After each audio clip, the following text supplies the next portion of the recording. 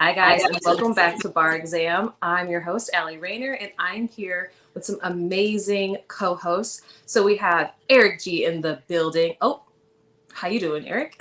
What's good? What's good? And we have Shane G here as well. What's up, Shane? What up, dog? How we doing? Good, good, good. Okay, so LA just had an iconic weekend with the Kendrick Lamar concert that just happened. People were out in droves because they were so excited about this. He basically decided to make it the Like Us concert, and he had a lot of the not Las Vegas, a lot of Los Angeles artists who are legends come out, and some who are a little bit who are legends in the making. So he had Dr. Dre out there, he had YG out there, he had Mustard, DJ Head was there as well. He had a set, and then he also brought out some characters that people might not know, like Tommy the Clown, but he's well known in LA, and he is one of the people who's been known for starting crumping. But in general, after all of that, it's got people thinking, what is happening with Drake and J. Cole right now? What is it that their fans are looking for them to put out next? And that's why we here at the Bar Exam are going to be discussing it. So, coming before the bar is the question, what is Drake and J. Cole going to be putting out next, and what do their fans want to hear from them? So, fellas, what do you think? What do you think we can expect from Drake or Cole coming up? I think, personally, it's going to be a lot easier for J. Cole. I think, and actually, I've already started seeing him do it. He's already been jumping on people's remixes. He's already been featured on other people's songs. Again, just like he did when he went on his crazy feature run. So, I think, personally, just based off the trajectory of both artists, it's going to be a lot easier for J. Cole to come back because of the type of music that he makes and because of the type of people that he touches. I think with Drake, because of the type of music that he makes, because he tries to hit so many of the masses, like, it's gonna be hard for him to please everybody, number one. And then number two, it's gonna be really hard to please those people who are basically now Team Kendrick. Because if you really look at it, like, let's face it, like, people kind of had to choose between two sides here. And you didn't really have to, but that's what people made it seem like it really was. And in my opinion, like, it's kind of like if you're not Team Kendrick right now, then you're like kind of lost. Like, you're kind of lost in the sauce right now. It might be a little different a couple of years from now, but right now, if you're not Team Kendrick, I don't know really what to tell you. Right. There has been a lot of division between what side you're going to take and who won in this. I would say like a lot of Los Angeles natives seem to be on Kendrick's side, whereas, Toronto is riding with their boy. And which that makes sense, right? But do you think like there's been a shift in how people look at Drake? Yeah, I definitely think so. I think the cultural impact on Not Like Us, I haven't seen anything like this in a really long time. Shane, when have you seen something like this? Let me rephrase the question. When's the last time you've seen something like this? Are you talking like are we speaking specifically to like the battle aspect or just the hype around a song? The battle aspect. In the battle aspect, probably 50 and Ja. is what this most reminds me of right now. What? Yeah, I right. can see why you would say that, and you actually elaborated on this earlier, so I'm going to let you go ahead, but yeah. 50 and Ja, I would say, is right now, because we have to see what Drake does. You know what I'm saying? Like, Drake theoretically and potentially can still bounce back right now and still be Drake. But when 50 and everybody else, but everybody remembers it as 50 versus Ja, so, you know, but when he came at Ja, after that, niggas looked at Ja Rule different. Like, niggas were like, we don't want to hear that singing bullshit no more. We're done with that. Get your lovey-dovey singing in the rain ass out of here. Like, niggas really felt like that about Ja Rule after we had been bumping him for years and loving all his music. You know what I'm saying? All that shit he put out with Ashanti was fire. You know what I mean?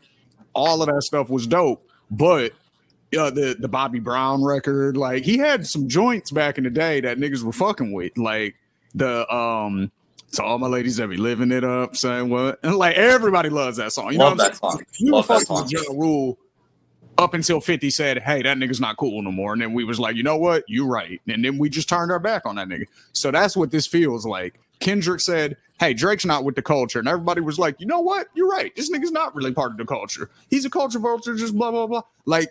So the way that people viewed Drake became different after the battle versus like, so that's why I compared to 50 and Ja. Like, I don't remember that really, where after two niggas got done battling, where damn near everybody in the culture looked at one of the people different.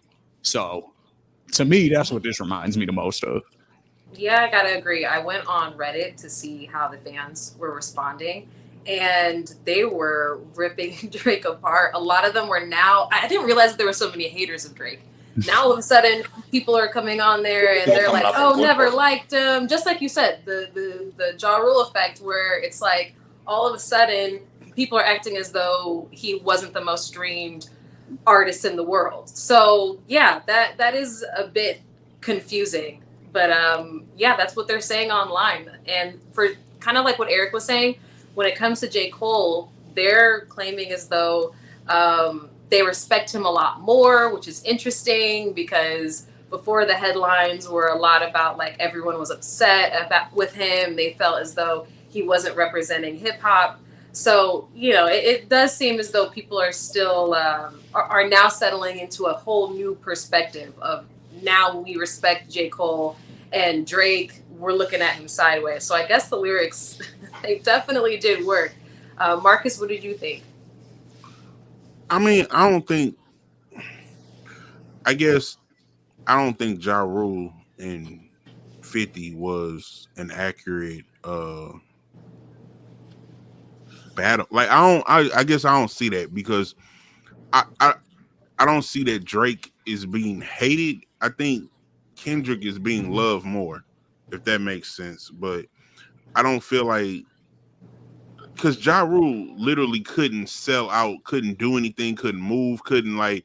It wasn't that you just didn't like his music. Nobody wanted to play it. Drake is gonna forever be played. Drake is gonna forever still sell out arenas. Ja Rule still gets played though, but who plays Ja Rule?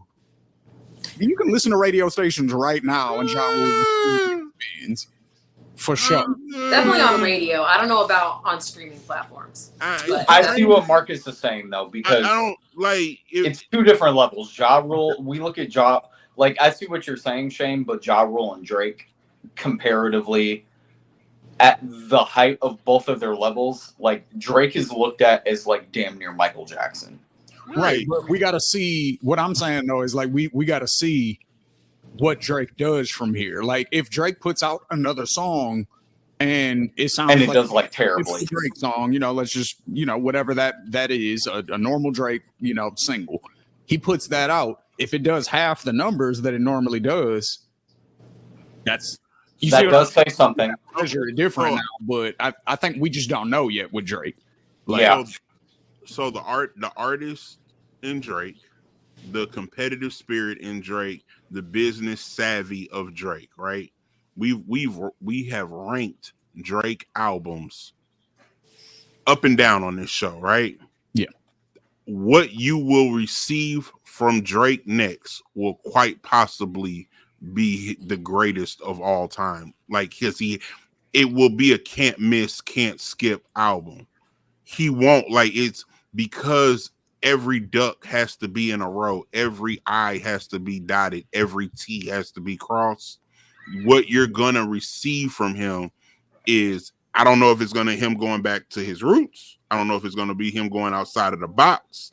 I don't know if it's a soundtrack to now he's gonna make his re-debut of an acting into a movie. John, we don't know.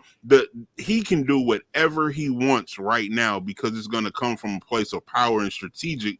That we're talking about Kendrick. Kendrick has never felt the type of love that Kendrick has went on Billboard for 10 years straight. An unprecedented move. Even Drake hasn't done that. And Kendrick is getting more love now than he did with that. The world loves Kendrick, and rightfully so. Don't get me wrong. Like, I'm not going to take nothing away from Kendrick, but the world's been loving Drake. So Kendrick, for all intents and purposes, is very new to this. And this is where the whole can Kendrick survive? Because this is gonna be a weird comparison because, you know, the Angel Reese, Caitlin Clark WNBA saga that's going on right now, right? You can make the argument. No one in this country was talking about was talking about Caitlin Clark until Angel Reese did the ring and the whole you can't see. Until she did that, no one gave a shit about Caitlin Clark. Until Drake in this battle, no one, let me say, mainstream collectively as a whole gave a shit about Kendrick Lamar.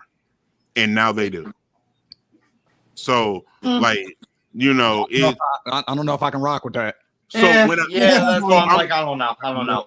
So everything that Kendrick said, that all the disses that Drake said, right? Mm-hmm. He wore the he said you don't have the backs, you know, everybody don't support you in this in your city. You ain't never through the pop-up concert.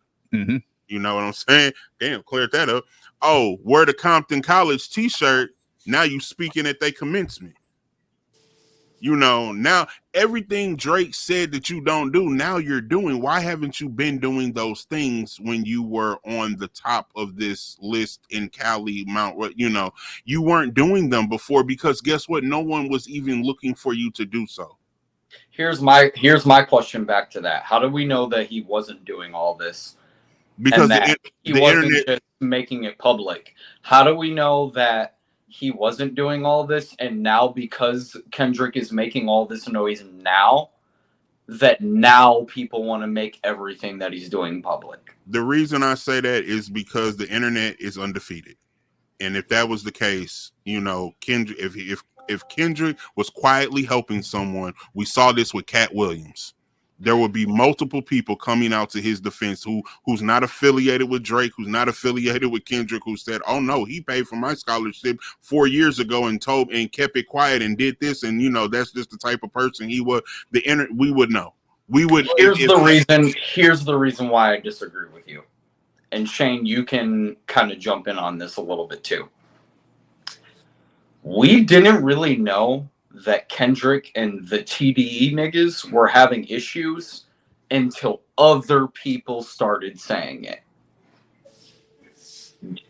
You never heard a word out of Kendrick's camp, out of anything that he was doing, out of anybody that he was ever saying that like they ever had any issues. We never heard that. It always came from outside sources.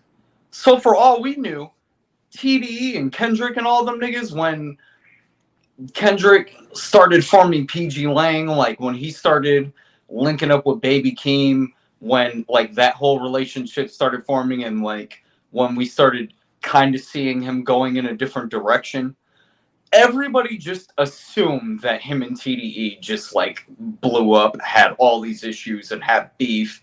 We never really knew what the issues were. Nobody ever really came out and said what the issues were, except for outside sources, and they were never verified. And then what did we see this weekend? All them niggas linked up on stage. All them niggas linked up at the video shoot. Who knows if they worked out their issues before then or not? We don't know. The only thing we see is a couple of years of them being separated and then them being linked back up like nothing ever happened. I don't know.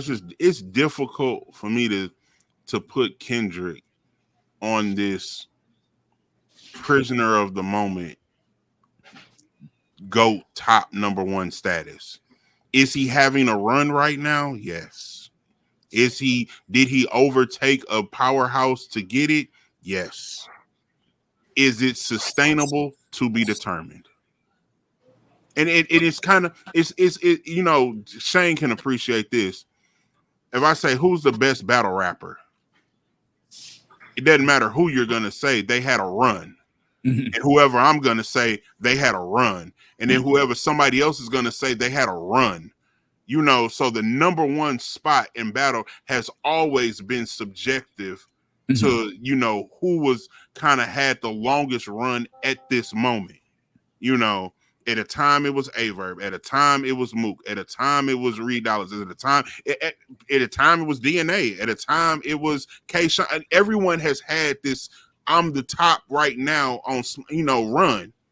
Kendrick has been top tier all his career. I'm not gonna dismiss him and say he's not top tier, but he was never #1. Even like, because if the Grammy moment didn't give you the #1 status or being on Billboard, this battle shouldn't have. You can't discredit an album being on Billboard 10 years. 10 years. That was going to be my thing. When did you move to Cali? Huh? I moved to Cali around like 2018.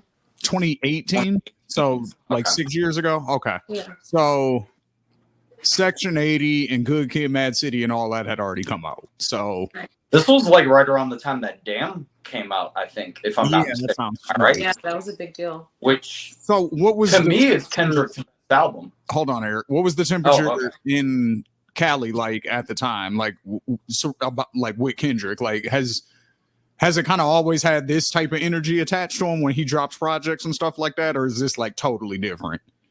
I will say I haven't heard a lot about people saying like they're going to a concert or something like that. But when he did drop Damn, like I heard it everywhere. Like it was on the radio all the time.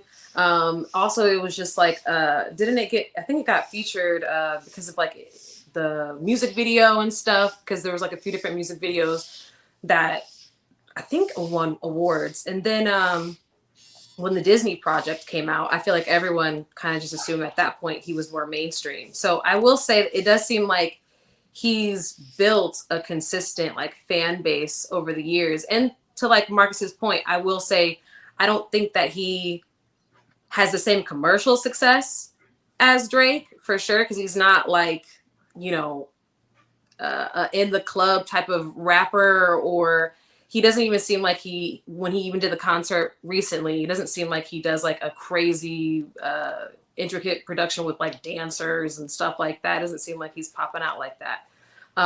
He sounds like he's getting a collective of like-minded people like DJ Head and all them kind of people.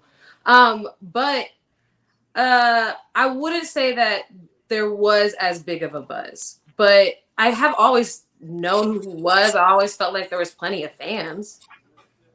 You know, no matter where I was, like from Ohio to California, I've definitely always heard something about Kendrick. You know who his career kind of reminds me of? I gotta be careful how I say this. So when I say his career reminds me of him musically, but I don't mean the way that it sounds. Okay, so just hear me out for a second. But Jay-Z is very much like a lot of people regard his first album as his best album, Reasonable Doubt, right?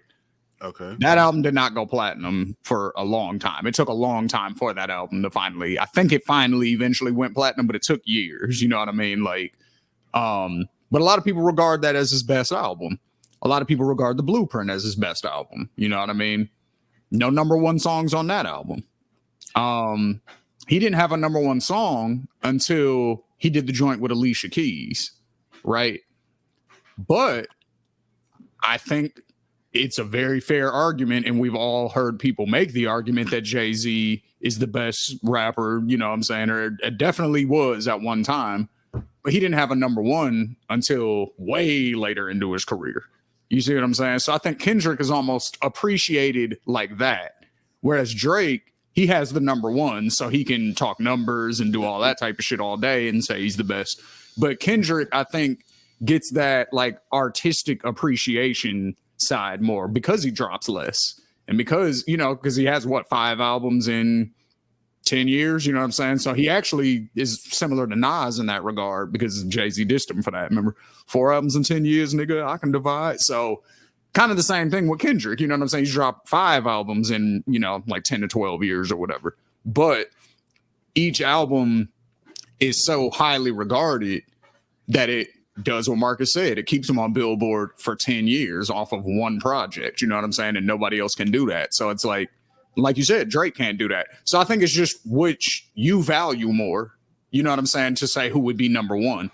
Because we've heard the Kendrick is number one argument as well, like for a long time. This is not a new conversation. Right. It's just, is it solidified now? Like, is he the for sure number one? I think that's kind of the debate now.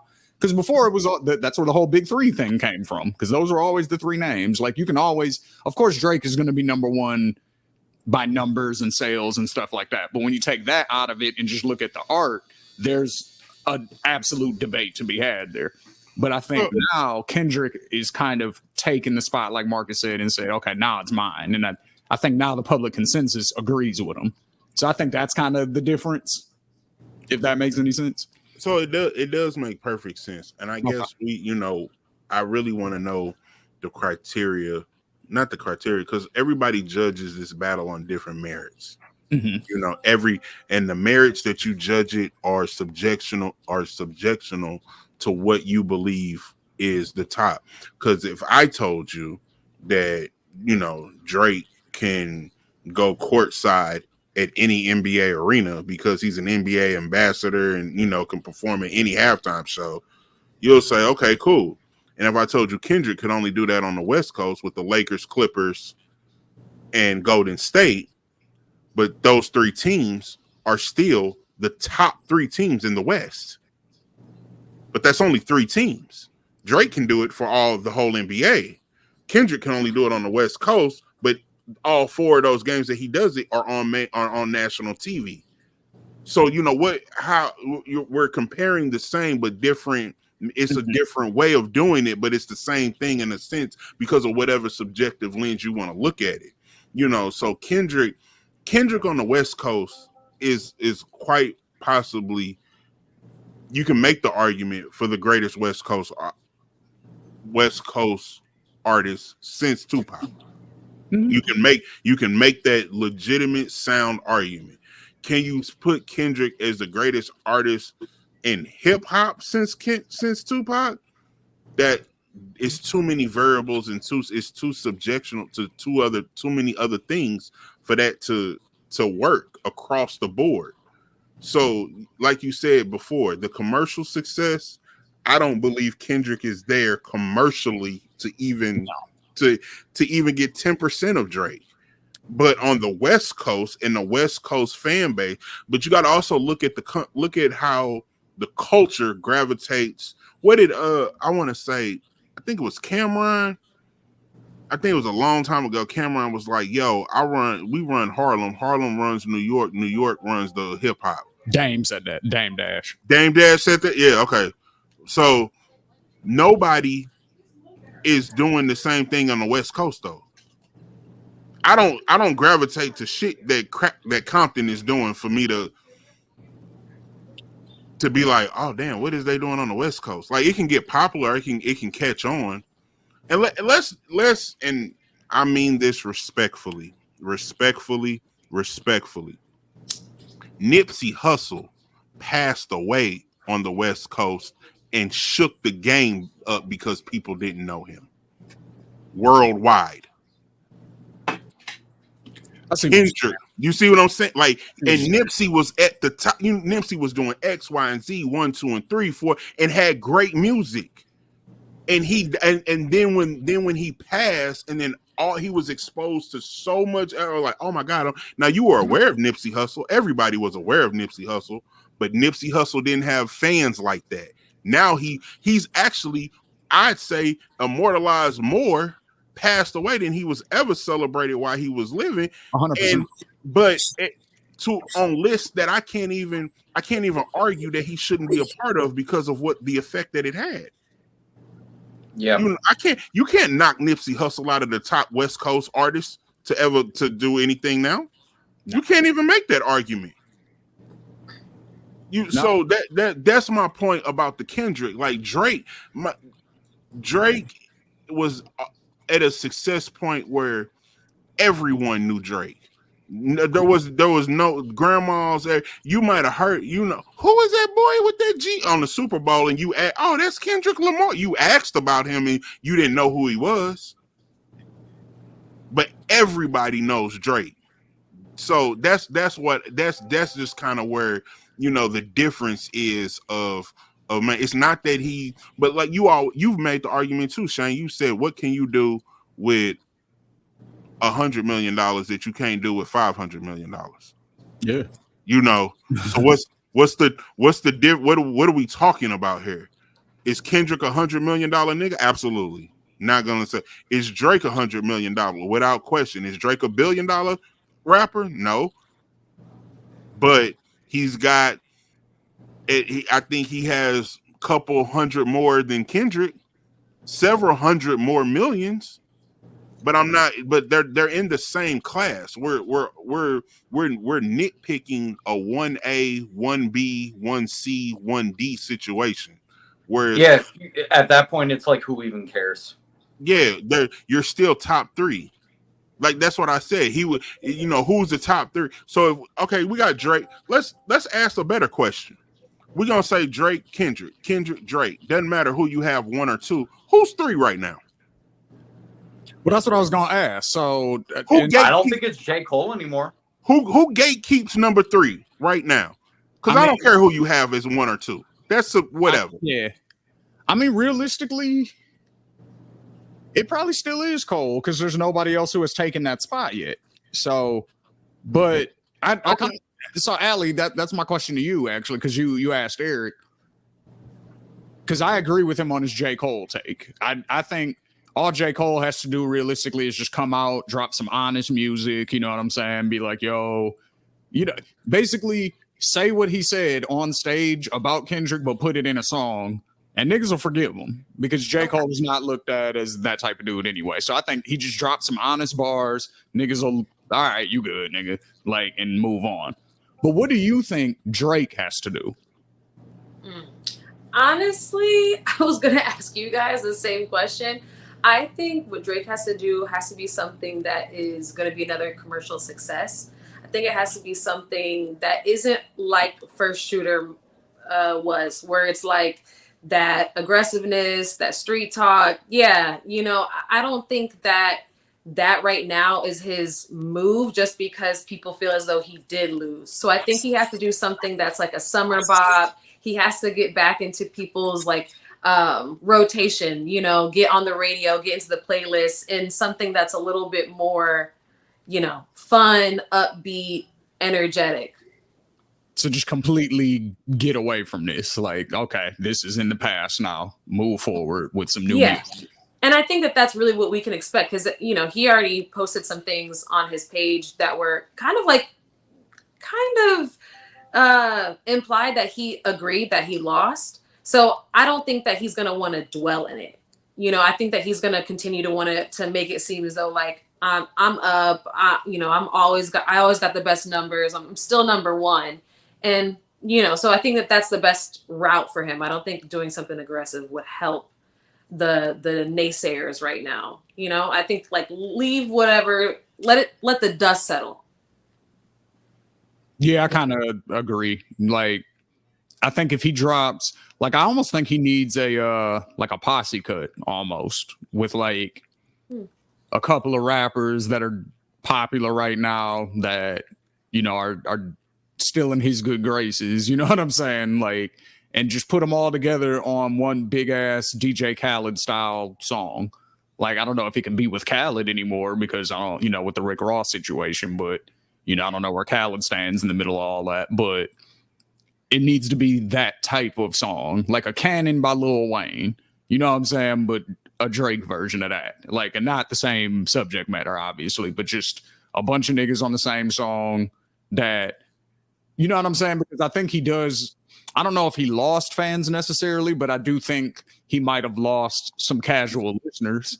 You know what I mean? People who, you know what I'm saying? Like, were a little wishy-washy on Drake or whatever. Like, a lot of them might not fuck with him right now. You know what I mean? So I think if he wants to kind of get back to right where he was, like, he drops a cut with, throw 21 on there, throw, I don't know, who else is some popular dudes right now? You know what I'm saying? Throw like 4 dudes on a track, do Forever again, basically. Like, do some shit like that. And I feel like whoever the people that he collabs with, they fans will, come back in the fold and, he can get probably right back where he was. But that's what I kind of want to hear from him, is something like that. I don't necessarily want to hear a love ballad from Drake right now, but I don't want to hear anything aggressive either, though. Like, I don't, probably some club shit. You know what I'm saying? Like, something like that along the same tempo of like Who Do You Love by YG, like some shit like that. You know what I mean? Like, give us something for the summer. Yeah. Do you think that he would like collab? Not like song of the summer, so he might want to wait till the fall, really. But no, maybe. But do you think that he should collab with more American artists, or do you think that he should also do the regional move like Kendrick did? I think he should still collaborate with all the same people that he's been like collaborating with, like, the Sexy Reds and, like all of that. Like, I think he should keep doing that. The people in Chicago that he messes with, who 600 Breezy, like, you know what I'm saying? Like, he has people that fuck with him still. So I think he should just keep doing what he's been doing. And because if he stops doing it, then it's going to make it look like, oh, Kendrick was right when he said you only fuck with Americans for their swag, basically, and you just try to steal pointers from them. So if he stops doing that now, then he's going to be like, oh, yeah, you caught me. That's almost going to be what that looks like. So he should definitely keep doing it. Like, but I think, yeah, he just needs to drop some bangers and he'll be right back. How soon do you think he drops? Maybe August. So you look for a Drake project in August? Project? Nah. Like, I think he starts his run in August, though, probably. I think we get a Kendrick project before we get a Drake project. Oh no, you're getting a Kendrick. So you're gonna see the Kendrick. You're gonna experience Kendrick on a level that you've never experienced Kendrick before. And I agree. And I'm respectfully to Kendrick. This is not an opportunity for you to try out no new shit. You can't experiment. You have to hit bullseyes. And if you don't hit bullseyes, you better still be on the outer rim of hitting the 10 spot, 9s and 10s. I don't want to see no project that I thought this was what I want. No, every eye is looking at you. Have Taylor Swift eyes on you right now, because he even caught controversy for having the kids crumping to the song to his Not Like Us, and it's like that was like, damn, Kendrick, this is weird for you to have kids talking about a pedophile in the video. Which, I mean, I didn't even think that when I saw it. I knew West Coast crumping, Tommy the Clown. Like, it was just West Coast dancing to me. I didn't even the child aspect never crossed my mind. That was the internet. But damn, Kendrick's never had to respond to anything like that. You've never had to move in such a way where you have to be politically correct is not the word, but where you have just haters now watching you. call them BBL Drizzy stands or whatever, but these eyes have never been on you. You thought they were on you before, but no, you was on the West Coast. You know, you could drop some shit and nobody, nah. Now you're mainstream, and we'll see if how he capitalized on it. You know, like I said, we saw the video. I mean, the video's coming out, so we'll see what the visual is like. We'll see how it runs. We'll see how It's gonna hit 1 million in a day, easy. Yeah. So what do you think it is, Marcus? Like, it's definitely going to hit 1 million in a day for sure. Yes. But what do you think it is then? Why do you think his first album, Good Kid, Mad City, was on Billboard for 10 years? Do you think that that's just him having an extremely dedicated fan base that just constantly streams that album, or do you think, like, what do you think? So, because you keep saying he's not mainstream. Now he's mainstream. So I'm like, what does that mean? Exactly? Yeah, and I'm like, he goes platinum on like every album that he drops. So I mean, you know, there's this saying in politics, if you're on the Democrat, you know, whatever you're left or the right, it says California first, then the rest of the country. Mm-hmm. You know, whatever laws pass in California, you know, the rest of the country will catch up. You know, mm-hmm. That kind of goes true with music as well too. You can be a successful top tier artist in hip hop and only be on the West Coast. Kendrick does not have to tour outside of California to be relevant to the rest of the country. So you think the numbers coming from Cali? Because no, I mean, I think his music goes to other, but he doesn't have to go on tour. No, I'm saying, so you think that I'm talking to stream specifically because that's why he was able to be on Billboard that long. So damn, my stupid ass camera. What? Yeah, I don't know what's up with that. But my question is why? Like, so do you think it's just Cali that's streaming his album that much, and that it's causing almost like a false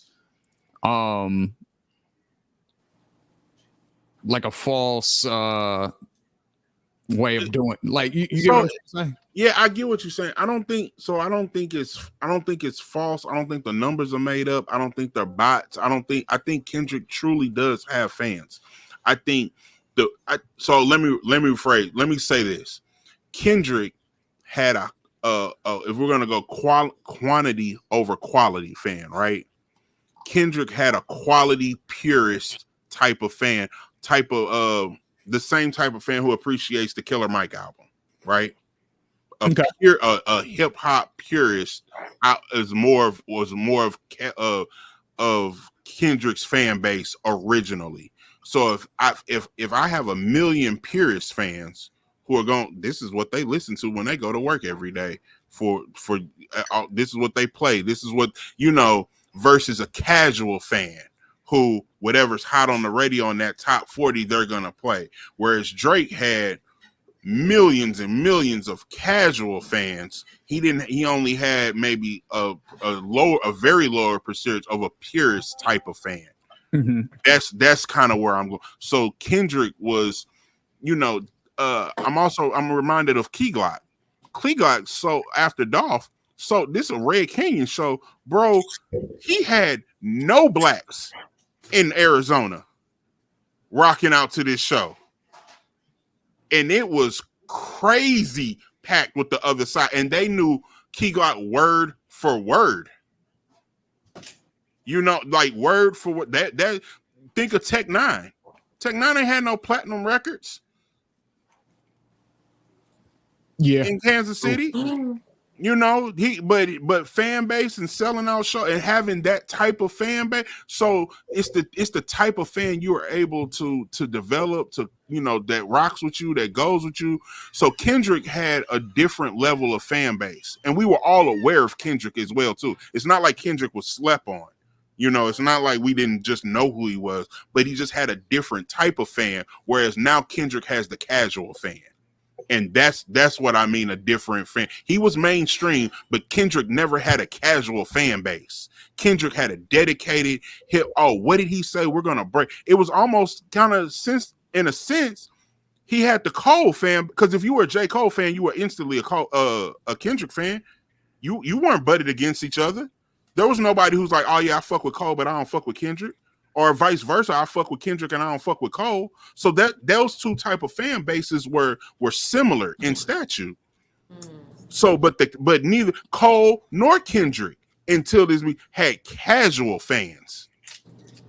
So that's when you said, oh, what do I mean by that? I mean the mainstream of cat, like Sexy Red has casual fans. She's the most. I mean, it's the same way as that's going around that hot tour shit. Hot tour, like, I mean, come on, that's not if hey yo, like that's the same type of fucking fan right now, like, yeah. And you see where that's went in a week. Yeah. So what Kendrick has every. Kendrick could drop, this is gonna sound so idiotic. He could be the Andre 3000 and drop a flute album right now. No, I get what you're saying. That's actually a comparison I've heard before too. And we know, in hindsight, we all know how terrible that flute album was. I still haven't heard it, so I have no idea. But it's nothing to hear. There's nothing to hear. Like it's a classical album. It's not Andre. It's not even Andre 3 Stacks, nigga. It's a nigga named Andre playing the flute. I don't even really wish that they called him Andre 3000 because Andre, it's just a flute. That's just his first and last name. That's it. Yeah, I will probably never hear that album unless somebody forces me to listen to it. Yeah, there's not. I'm telling you, if you heard it, you wouldn't know you're hearing it because there's nothing to hear. It's a flute. You can't tell. You can't, it's a flute, bro. You're not finna tell me like niggas. Oh man, that's that Andre. That's that ringtone. That like nigga, you ain't gonna be sitting there like, oh yeah, that's that Andre 3000. I heard that. If you heard it tomorrow, you wouldn't know it was him. It's a flute, man. Lizzo don't even know what it sounds like, and she plays the flute with her cheeks out. Oh, come on, man! God, y'all ain't see that? Yeah, so I'm the only one. Had to go there. All right. Wow. I'm the only one saw that. All right, got you. I'm not saying that, but why do we have to go there? Because Marcus brought it up. That's the only reason I know that she plays the flute is because she did it with her cheeks out. I had no idea before that. I never seen her do it with her cheeks out. I've seen her at basketball games with her cheeks out, but Anywho, kind of like what Marcus was saying though about the casual fan. So there was somebody who recently in the last few years gained a lot of attention kind of because of his fan base on TikTok, especially the rapper named Julio Foolio, got really popular because of his beatbox remix, where he had ad libs where he was talking about people getting shot. He actually said a name, Corbin got kidnapped, lost, got his ass found. And they were just talking about, I guess in the ad libs, he's just describing different people who really did actually, these things might have really happened to them, who really did pass away. So the thing is, he recently had a birthday. And so he decided to celebrate it in Tampa, Florida, because he is a Florida-based rapper. But over the weekend at the birthday pool party, I guess there was some reason there was like some commotion that happened there. There was a shooting, and so the police came and made them leave the location. From there, then Julio Foolio and his people go to a hotel, and from there they say that he got shot. And now it's leaving people to speculate whether or not the lyrics from Beatbox might have been the reason that he was gunned down. Some other people are saying that it actually has to do with like gang affiliation, and it has more to do like with people that he's been recently having beef with, but maybe the guys can better explain like a little bit more history about with Julio Foolio and his affiliation to all this violence. Well, I do know that the song "Who I Smoke" that came out a couple years back by Young and Ace, that was a song that was aimed at Julio Foolio and his people. So as far as on a national stage or on a viral level, that was probably everybody's first introduction to what was going on in Jacksonville, because it was kind of already going on in Chicago. Not kind of, it was going on heavy in Chicago, where all the rappers, would diss each other's dead ops and smoking on Tuga and all that type of stuff. You know what I'm saying? And then New York started doing it. You know what I mean? The Brooklyn drill scene, that was going crazy. Pop Smoke was kind of the head of that, but it was the same thing. It was the same subject matter. It was gang violence. It was just gang banging in the music. That's all drill music realistically is.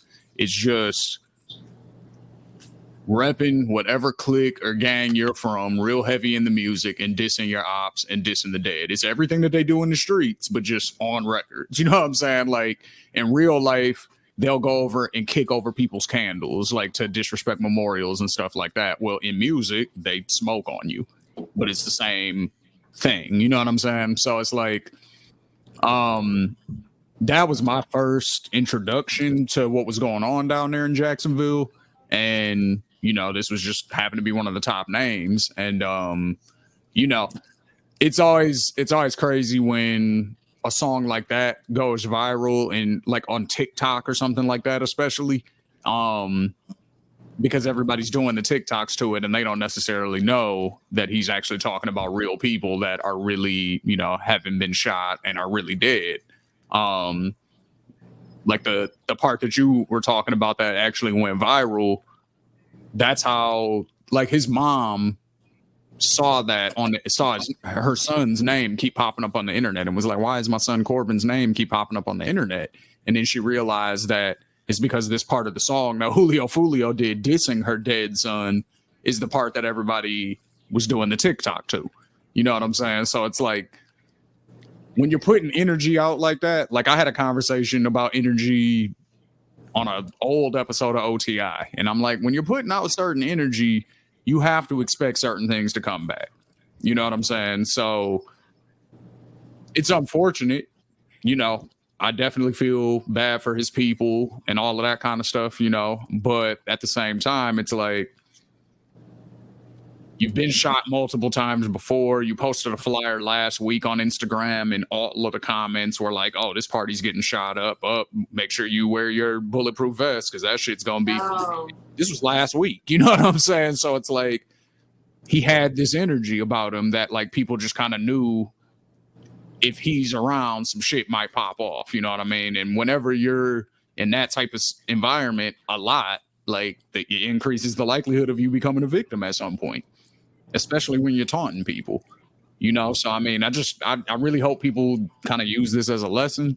You know what I'm saying? Don't be taunting people's dead family members and dead friends and all of that kind of stuff because, certain shit you say, you can't really come back from it. And certain shit you say, you can't take back. And, what I mean? The consequences might end up being you getting killed on your own birthday. So... Yeah, isn't that also where we are as a culture though? This is so, in terms of generations, right? This is the third generation of beef drill rap. We're gonna go from the World Star days to to where we are now, right? This is the third generation. This is what they do now. Mm-hmm. Like Nick, before of a young person getting killed too soon and having a musical career of the old days, what we would say was Big L in New York. Mm-hmm. Gone too soon. That was kind of the first person of viral, like, oh man, nah, Big L was a good one. He ain't deserve that. That was in the, in our 99 2000s, early on type of, that shit every day now, bruh. That's where they are now. That's where drill rap has went now in 2024. You Well, call that's it gang? drill rap from gangster rap, because Yeah, gangster rap is just telling stories about what's going on in the streets that might involve you, might not involve you. You know what I'm saying? Whereas drill rap specifically is gang banging in your music. It's not even gang bang music, because that's different. This is gang banging in your music. This is, you know what I'm saying? Like, this is a different thing. Yeah. So I maybe this is a better assessment. I don't blame the music. I blame the internet, because if Julio was, if without the internet, this is a Jacksonville story. This is a Florida story. If we're not in Florida, we don't know shit about this. Yep. Mm-hmm. And how many of these TikTok rappers do we know where they're from and know their city because of the internet? Otherwise, they just local rappers who were in local beats. And if you weren't in that market, or because Foolio wasn't on. We just talked about mainstream pure. Nobody was fucking booking that nigga for no shows. Right. You know what I'm saying? Yep. And if you did book them, you knew what you was booking to get, because that's the type of crowd you wanted. But you wasn't like, oh no, man, if I can only get Julio Foolio. He was no Pooh Shiesty. Right. Like let's, no one is checking for that type of music. The song went viral. So it wasn't no viral song. There, it went viral. It caught on. Corbin got shot. And then I think maybe you spoke about this off air. Without the mama piece, why is all these people talking about my son Corbin? Like what happened? Like without that human element, because then that took it, was like, hold on, the mama said what? Now you go back to go relive, to go play it again. So now it gets another wave of legitimacy, because you don't honestly know what was going on. So well, let me play the song to see what was what he said. That's exactly damn. So now knocks all the way through until Julio died.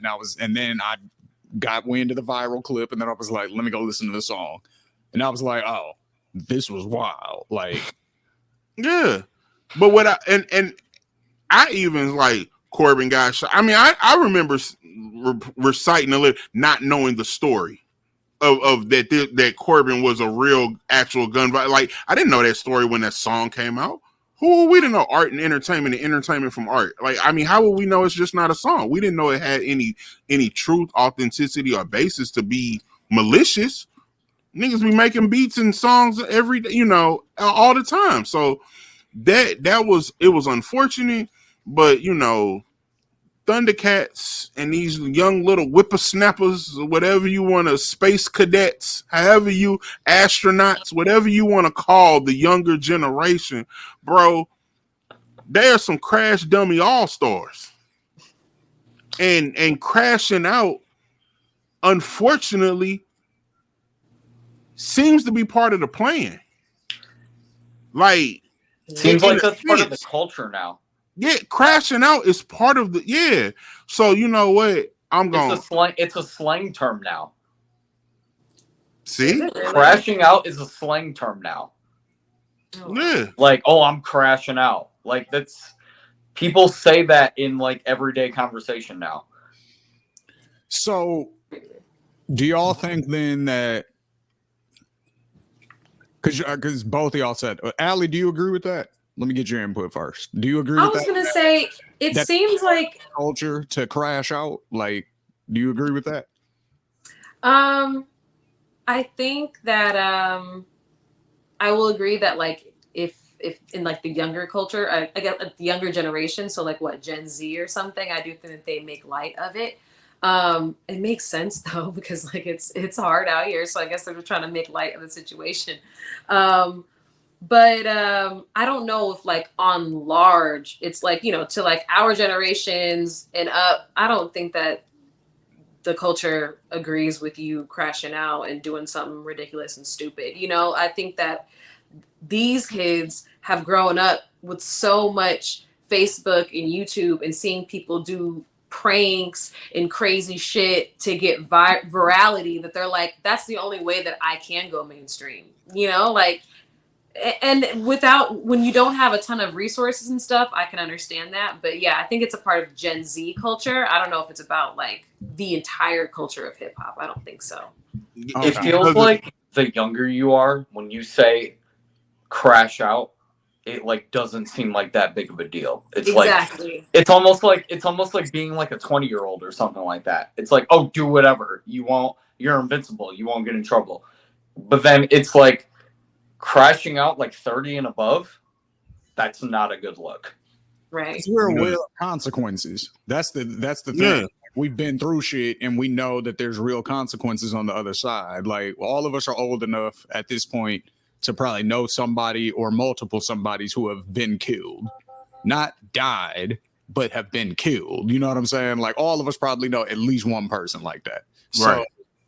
and you see what I'm saying? So it's like we understand that like death is permanent and it's like, oh shit, I'm never gonna see this person again. That it's over for that. Whereas when you're younger and you maybe necessarily haven't experienced that as much, it's not as real to you.